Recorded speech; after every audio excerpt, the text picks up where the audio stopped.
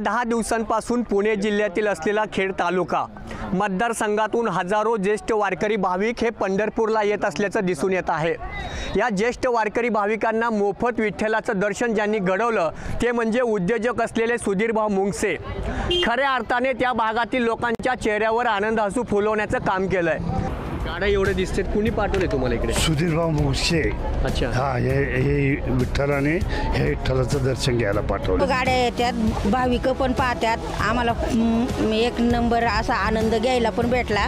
जेवण बिवण सगळं व्यवस्थित, येताना नाश्ता बिष्टा आमची सगळी व्यवस्थित सोय केली आहे का? त्यांचं कार्य त्या मतदारसंघात आहे? हो, खूप कार्य आहे। हो, सगळे महिलांसाठी रस्ते सगळ्या बाबतीत त्यांचं काम खूप छान आहे। सुधीरभाऊ मुंगसे यांच्या पाठीमागे ठामपणे आम्ही असणार आहोत। सुधीरभाऊने पहिलंच पाऊल टाकले आणि सगळ्या लोकांना त्यांच्यामुळे देवधर्म घडून येतोय।